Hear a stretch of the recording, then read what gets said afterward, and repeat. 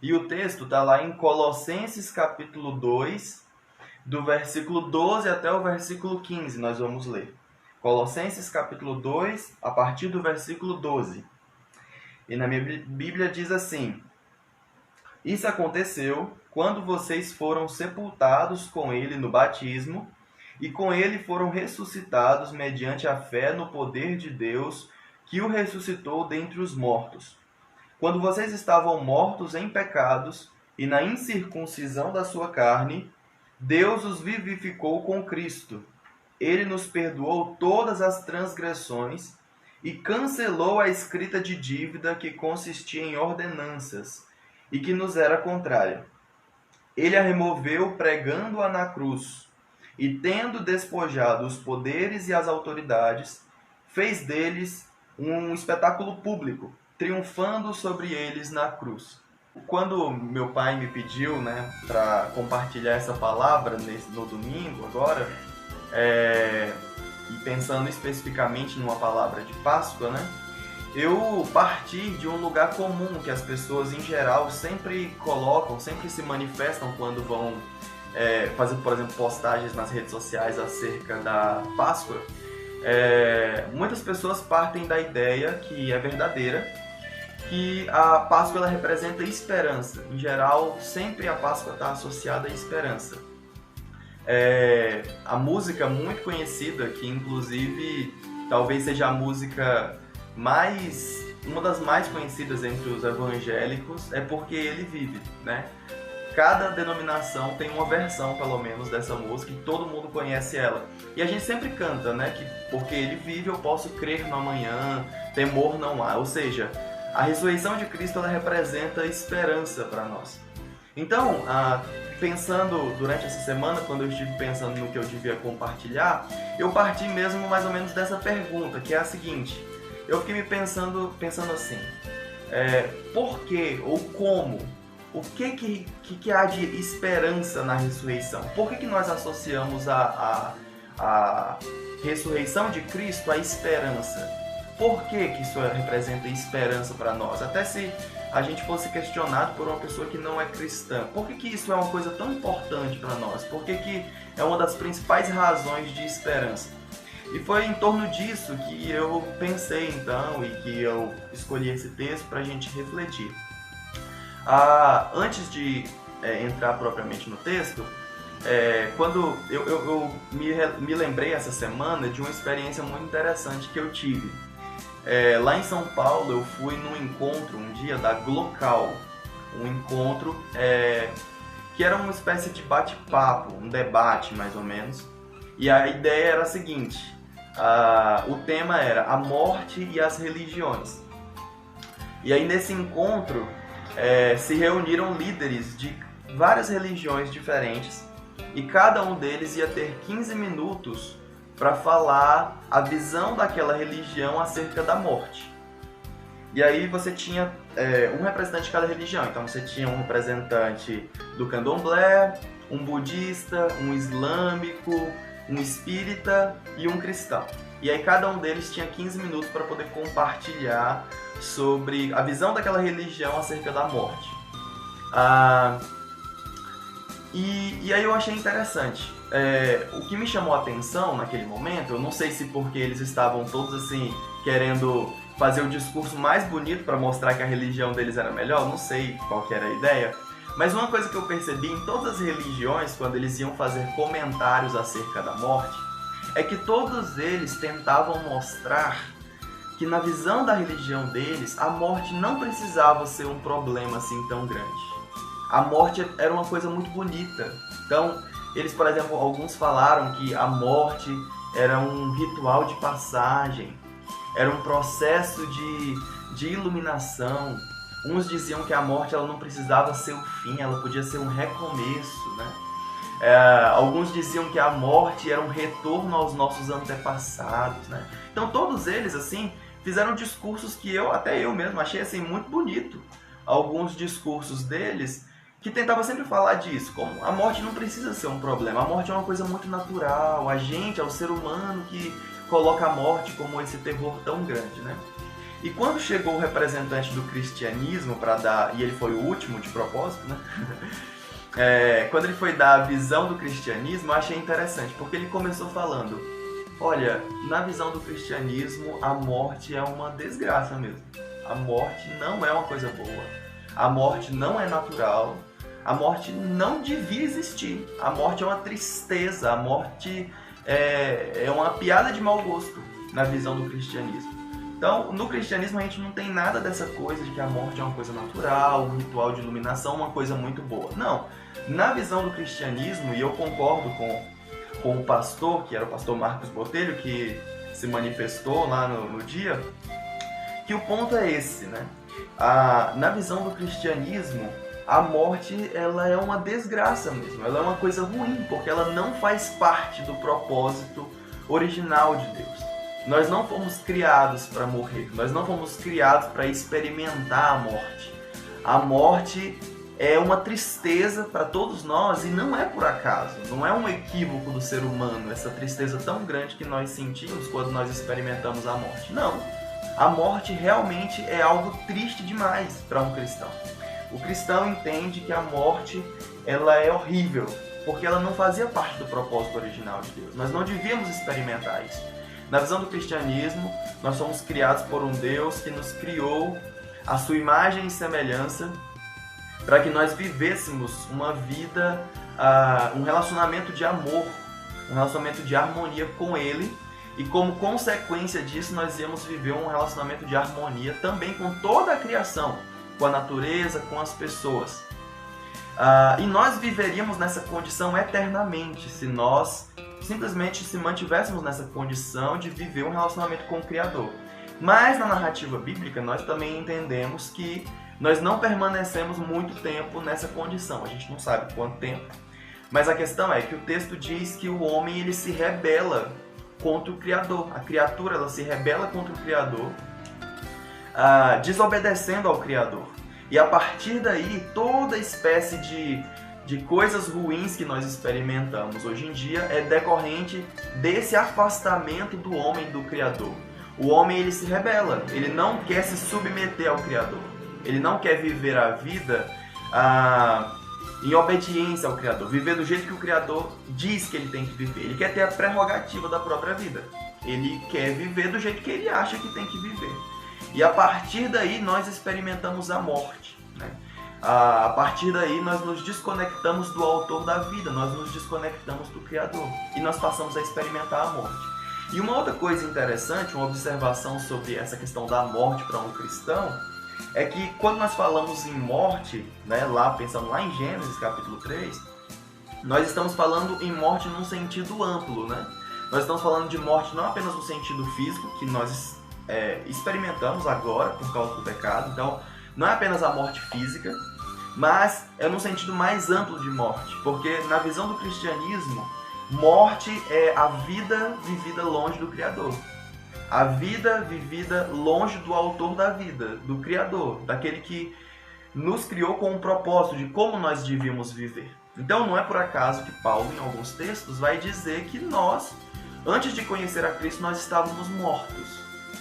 E não era morte física, mas nós estávamos mortos porque a vida que nós vivíamos nós não podíamos chamar de vida, né? A vida longe do Criador, ela representa a morte, né? Então, essa é a visão cristã acerca da morte. A morte não é por acaso, né? Não é um equívoco meu, não é um equívoco seu, essa tristeza e essa angústia tão grande que a gente sente em relação à morte. É porque, na visão do cristianismo, nós não fomos criados para morrer. Nós não devíamos experimentar a morte. Nós somos criados para viver um relacionamento de amor com o Criador e viver eternamente. Mas como consequência do nosso afastamento desse Criador, agora nós estamos suscetíveis à morte. E nós experimentamos, hoje nós experimentamos não apenas a morte, mas muitas coisas nessa vida que representam morte para nós. Nós experimentamos a corrupção, a maldade humana, e tudo isso não é uma tristeza muito grande para nós, porque não devia ter acontecido, né? É resultado da nossa desobediência, do nosso pecado. Então, pensando nisso, né, essa é a principal razão, que eu acredito, pela qual a ressurreição ela é entendida para o cristão como algo que representa tanta esperança. A ressurreição ela representa esperança para o cristão porque a ressurreição representa a derrota da morte, a derrota definitiva da morte. Quando Cristo ressuscita e a esperança que nós temos da ressurreição, isso representa a morte sendo derrotada. E a morte é o nosso principal inimigo, o inimigo de todos nós. A morte é derrotada. E é por isso que a ressurreição ela representa tanta esperança. Mas, agora entrando propriamente no texto, depois de fazer essa introdução, o que me chama a atenção desse texto é que é a forma como é colocado a questão. Porque nesse texto o que fica claro é o seguinte, é que Cristo ele vence a morte, essa derrota da morte, e a vitória de Cristo, ela acontece porque é a vitória de Cristo sobre o pecado. Cristo, quando ele vence a morte, quando ele derrota a morte, essa vitória acontece porque Jesus, digamos assim, ele ataca a raiz do problema. Ele sabe por que nós experimentamos a morte. Ele sabe que a raiz da morte, como está nas Escrituras, é o problema, é o pecado. É o pecado que gerou morte. A morte nós experimentamos por causa do pecado. Então a vitória de Cristo sobre a morte é a vitória de Cristo sobre o pecado. Então veja só nesse texto como que Paulo fala, que é uma carta que Paulo está escrevendo para a igreja de Colosso. E Paulo diz assim: quando vocês estavam mortos em pecados e na incircuncisão da sua carne, Deus os vivificou com Cristo. Então Paulo vai dizer que nós estávamos mortos no pecado, como eu já disse. Nós vivíamos uma experiência de vida longe do Criador.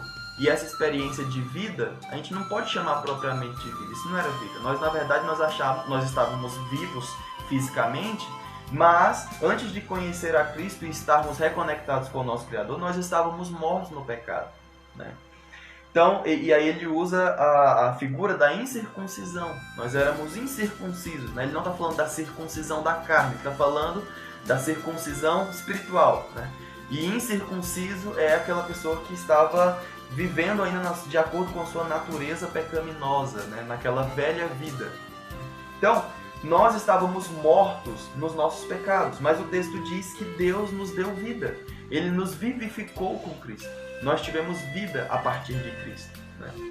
E aí ele vai explicar como que isso acontece nos versículos seguintes. Olha o que ele diz. Ele diz assim: Ele nos perdoou todas as transgressões e cancelou a escrita de dívida que consistia em ordenanças e que nos era contrária. Ele a removeu, pregando-a na cruz. Então veja bem, o texto está falando da nossa condição. Nós estávamos mortos e Cristo nos deu vida. E aí quando ele vai explicar como isso acontece, ele começa falando sobre perdão dos pecados. Como foi que nós passamos, nós mudamos de condição, nós deixamos de estar naquela condição de morte espiritual, longe de Deus, e nós passamos a ter uma vida nova. Como foi que isso aconteceu? E o texto vai dizer que isso aconteceu porque Cristo perdoou todas as nossas transgressões, todos os nossos pecados, Ele cancelou a nossa dívida. Ele removeu-a, como o texto diz, pregando-a na cruz. Então, mais uma vez, a vitória de Cristo sobre a morte e, consequentemente, a vida que nós experimentamos por causa disso, ela é possível porque Cristo, ele vence a morte vencendo o pecado. Ele vai lá na raiz do problema. Ele sabe que o que causa a morte, o que gera morte na nossa vida é o pecado. Então, a vitória de Cristo sobre a morte é a vitória de Cristo sobre o pecado. E isso, essa notícia, esse versículo aqui, que está no versículo 13 e 14, esse perdão de Cristo dos nossos pecados, é verdadeiramente aquilo que nós entendemos como o Evangelho, a boa notícia do Evangelho. A boa notícia do Evangelho é que nós, tendo sido criados para viver um relacionamento de amor com o Criador, nós nos rebelamos contra esse Criador, nós nos desconectamos dele e a partir desse momento nós experimentamos a morte como consequência do nosso pecado. Os nossos pecados geraram inimizade entre nós e nosso Deus. Nós estamos longe do Criador E por estarmos longe do Criador, nós experimentamos a morte. O salário do pecado é a morte. Então, nós estamos nessa condição de morte espiritual longe de Deus. Mas a boa notícia do Evangelho é que Deus, Ele cria um plano para que nós pudéssemos ser reconciliados com Deus. Para que nós pudéssemos novamente estar conectados com Deus. Nós podermos estar conectados com o autor da vida. E aí, Deus envia Jesus Cristo. E Jesus Cristo, Ele vive a vida que nós não somos capazes de viver. Nós, imperfeitos que somos, a gente não consegue viver uma vida perfeita sem pecado para que a gente pudesse chegar diante de Deus e querer ser aceito por Deus pela nossa performance, por aquilo que nós fazemos. Nós não conseguimos fazer isso, mas Cristo conseguiu. Ao contrário de nós que cometemos toda sorte de pecados e somos falhos, a Bíblia diz que Jesus em tudo Ele foi tentado, mas Ele não pecou. Jesus, Ele foi fiel até a morte, Ele foi obediente a Cristo, Ele viveu uma vida perfeita. E o Evangelho ensina que Cristo, que nunca cometeu o pecado, Ele morre na cruz, recebendo o castigo que nós merecíamos por causa dos nossos pecados. Nós, por causa dos nossos pecados, nós merecíamos estar separados de Deus, nós merecíamos a condenação, nós merecíamos, são consequências da nossa maldade. Cristo, ao contrário, Ele não merecia nada disso. Se o salário do pecado é a morte, Cristo não cometeu o pecado. E ainda assim, Ele escolheu, Ele se submeteu e Ele se entregou na cruz para receber e pagar o preço, não pelos pecados dele, mas para pagar o preço pelos nossos pecados. Cristo, Ele morre na cruz recebendo o castigo que nós merecíamos. E a narrativa, então, vai dizer, a Bíblia vai dizer que Cristo morreu na cruz e ao terceiro dia Ele ressuscitou e Ele está vivo. E a ressurreição é o carimbo, digamos assim. É a prova de que o sacrifício de Cristo foi de fato aceito por Deus. Ele foi suficiente para resolver esse problema tão sério da humanidade, o principal problema da humanidade, que é o pecado. E como consequência do pecado, a morte. Então,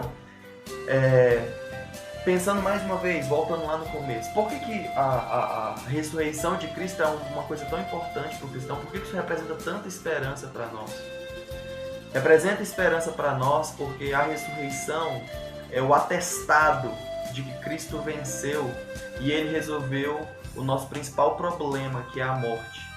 E Ele resolveu o nosso problema indo na raiz do problema, que é o pecado. A morte, na nossa visão, ela é consequência do pecado. Ela é consequência do afastamento nosso do Criador. Nós nos afastamos do Criador e, como consequência, nós morremos fisicamente e espiritualmente nós vivemos vidas, estilos de vida, modos de viver que nem sequer podem ser considerados vida. São morte, Como Paulo vai dizer, nós estávamos mortos em nossos pecados, no estilo de vida que nós vivíamos. Aquilo era um estilo de vida de morte para nós. Mas Cristo resolve o problema enviando Cristo. Cristo morrendo na cruz e pagando o preço pelos nossos pecados, resolvendo o nosso problema com o pecado. E, como consequência, resolvendo o nosso problema com a morte. E esse versículo, para mim, é um dos meus versículos favoritos, da forma como Cristo coloca. Às vezes a gente lê os textos muito rapidamente, mas a afirmação que esse versículo está fazendo é muito, muito séria. Ele está dizendo assim, que Ele, Jesus Cristo, nos perdoou todas as nossas transgressões. Jesus perdoou todas as nossas transgressões. O problema nosso do pecado é resolvido em Cristo. Jesus, Ele perdoa todas as nossas transgressões. Ele cancela a escrita da dívida. A dívida que nós tínhamos com Deus por causa do nosso pecado, por causa da nossa maldade. Jesus cancela essa dívida que consistia em ordenanças, Ele a remove pregando-a na cruz. Então, não existe, por causa de Jesus, não existe mais dívida a ser paga. Cristo pagou a dívida que nós tínhamos. Cristo recebeu o castigo que nós merecíamos. Cristo perdoou todas as nossas transgressões. Cristo resolveu o nosso principal problema, que é o problema do pecado. E a ressurreição é o atestado de que o sacrifício de Cristo foi definitivo, foi perfeito, foi aceito por Deus. é o atestado de que o pecado realmente não tem mais vez. E que a morte também não é quem vai ditar os rumos finais da história. O final da história não é a morte que vai vencer. A morte é derrotada, porque Cristo vence a morte, Cristo derrota a morte. E Ele derrota a morte vencendo o pecado. Então, a ressurreição, ela representa muita esperança para nós. E é por isso que a gente conhece todos aqueles textos. O mais conhecido que a gente fala muito na época da Páscoa: se Cristo não ressuscitou, é em vão a nossa esperança. A nossa fé não tem sentido. Toda a nossa fé está baseada na crença de que Jesus de fato está vivo, de que Jesus, o sacrifício de Jesus, foi definitivo para resolver o nosso problema do pecado. E como consequência disso, que a morte de Jesus e a ressurreição de Jesus é a derrota da morte. Então, Jesus é vitorioso, a morte não é vitoriosa, não é a morte que dá a palavra final na história. Não é a morte que dá a palavra final na vida de um cristão. A morte não é o final para a gente. Jesus venceu a morte. Quem dá a palavra final e quem é o Senhor das nossas vidas é Jesus, que comprou a nossa vida com o seu sangue. E então, pensando nisso, nessa esperança tão grande, eu quero concluir de duas formas diferentes. Para você que é cristão, a conclusão ela é muito simples. A conclusão é: seja grato. Seja grato por isso. Se você entende isso, se você de fato diz que acredita nessa história, nessa vitória de Cristo, nesse amor tão grande de Deus que enviou Jesus, na sua morte na cruz e na sua ressurreição. Se você diz que acredita nisso, então o meu convite para você é: seja grato. Demonstre gratidão de verdade por esse sacrifício de Jesus, que resolve o nosso problema com o pecado e resolve o nosso problema com a morte. Seja grato. E ser grato não é apenas um sentimento, não. Estou falando de ser grato no sentido também de, na nossa vida, nós vivermos, como Paulo vai dizer lá em Efésios capítulo 4, viver de maneira digna disso. Demonstrar gratidão com a nossa vida. Demonstrar que nós somos de fato gratos por aquilo que Cristo fez, por Ele ter resolvido o nosso problema com a morte e com o pecado, e nós fazemos isso vivendo uma vida digna. Então, o convite para você que é cristão, o desafio que eu faço para você é: demonstre gratidão hoje. Ou nesse dia que nós estamos pensando na Páscoa, reflita se você tem de fato vivido uma vida digna, de gratidão por esse sacrifício de Jesus.